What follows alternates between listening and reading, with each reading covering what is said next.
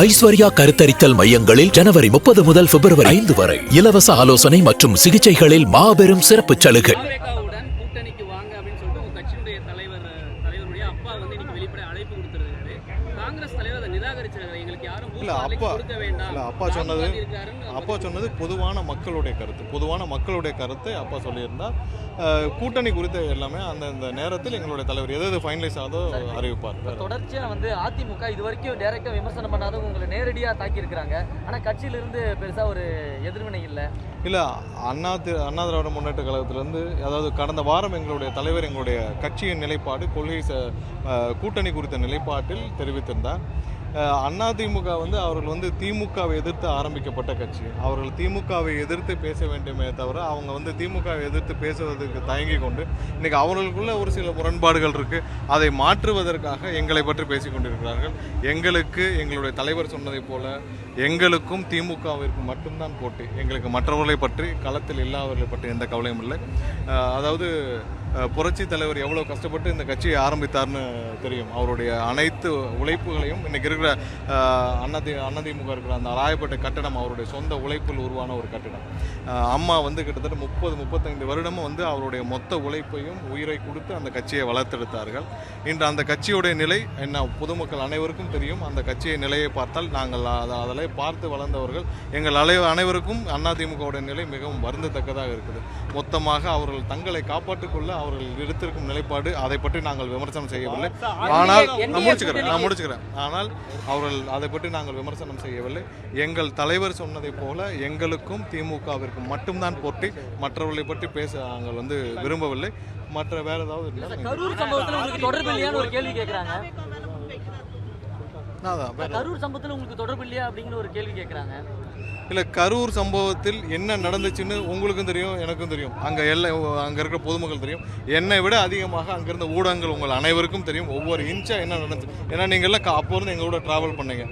அப்போவும் இவர்கள் யாரெல்லாம் எங்களுக்கு ஆதரவாக பேசினாலும் அவர்களும் எங்கேயும் மறைச்சு பேசல. அவங்களுக்கும் கலை நிலவரம் தெரிஞ்சு அங்கே என்ன நடந்ததோ அதை தான் பேசினாங்க.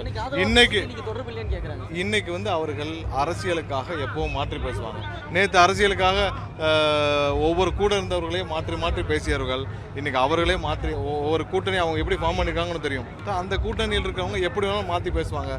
கரூர் சம்பவத்தில் என்ன நடந்ததுன்னு பொதுமக்கள் அனைவருக்கும் தெரியும், உங்களுக்கும் தெரியும். அதுக்கு வேற அதிமுக செங்கோட்டையன் யாரும் கேள்வி பாருங்க. இல்லை, அண்ணன் செங்கோட்டையன் மீது இதுவரை ஏதாவது ஒரு சின்ன ஊழல் குற்றச்சாட்டு இருந்தால் நீங்கள் சொல்லலாம், ஏதாவது ஒரு ஊழல் வழக்குகள் இருந்தால் சொல்லலாம். எங்கள் கட்சியில் எங்களுடைய தலைவருடன் பயணிப்பவர்கள், எங்களுடைய தலைவர் போனான்னா அன்னைக்கு சொன்ன மாதிரி தான் அவர் தலைவருடன் பயணிப்பவர்கள் அவரை மாதிரியே இருக்க வேண்டும் என்பதுதான் எங்களுடைய தலைவருடைய வேண்டுகோள். அப்படி இருப்பவர்கள் மட்டும்தான் எங்களோட தலைவரோட பயணிக்க முடியும்.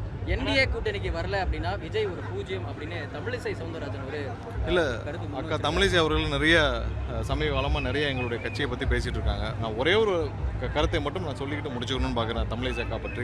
ஏன்னா 25 வருஷமாக அக்கா அரசியலில் இருக்காங்க. இதுவரை அவங்க எந்த தொகுதியிலே அவங்க நிற்கிறாங்க. இது ஒரு ஒரு ஒரு ஒரு ஒரு ஒரு உதாரணமே போதும் ஒட்டுமொத்த அந்த கட்சி எப்படி இருக்குன்ட்டு.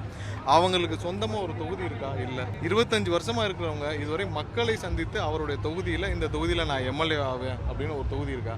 ஒரு நாள் தூத்துக்குடி, ஒரு நாள் விருகம்பாக்கம், ஒரு நாள் வேலைச்சேரி நின்றுட்டு இருக்காங்க.